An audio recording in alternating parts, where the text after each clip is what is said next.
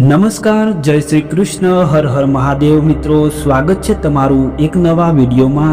આજે તમને એક મહત્વપૂર્ણ વાત જણાવીશું. મિત્રો, આપણે વાત કરીએ મહિલાઓએ આ 4 કામથી દૂર રહેવું, નહીં તો સુખી જીવન બરબાદ થઈ જતા વાર નહીં લાગે. ગરુડ પુરાણ અનુસાર હિન્દુ ધર્મના 18 મહાપુરાણોમાંથી જન્મ અને મૃત્યુ તેમજ નીતિશાસ્ત્ર અને ધર્મ સાથે સંબંધિત ઘણી બાબતો સમજાવે છે. તેમાં ભગવાન વિષ્ણુએ એવા કાર્યો વિશે જણાવ્યું છે જેના દ્વારા તમે સુખી જીવન જીવી શકો છો.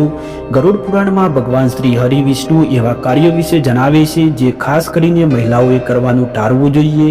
જો કોઈ સ્ત્રી આ કામો કરે છે તો તેનું સુખી જીવન બરબાદ થવામાં સમય નથી લાગતો.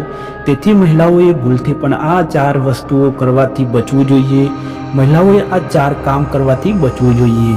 તમારા પતિથી દૂર ન રહો. જો તમે પરિણીત છો તો લાંબા સમય સુધી તમારા પતિથી દૂર ન રહો. ગરુડ પુરાણમાં કહેવાયું છે કે પરિણીત સ્ત્રીએ પોતાના પતિથી લાંબા સમય સુધી દૂર ન રહેવું જોઈએ. જો તમે આમ કરો છો તો તેનાથી તમારા સંબંધોમાં સમસ્યાઓ આવી શકે છે. બીજાના ઘરમાં ન રહેવું. પરિણીત મહિલાઓએ લગ્ન પછી લાંબા સમય સુધી કોઈ અજાણી વ્યક્તિના ઘરમાં ન રહેવું જોઈએ. એવું માનવામાં આવે છે કે લાંબા સમય સુધી બીજાના ઘરે રહેવાથી માન સન્માન ઘટે છે અને પારિવારિક તણાવમાં પણ વધે છે. આથી લગ્ન પછી તમારા પતિ સાથે સાસરિયામાં રહો અને સુખી જીવન જીવો. મહેમાનનું અપમાન ન કરો. ગરુડ પુરાણ મુજબ મહિલાઓએ પોતાના ઘરે આવનારા મહેમાનોનું સન્માન કરવું જોઈએ અને કોઈની સાથે કઠોર શબ્દ ન બોલવો જોઈએ.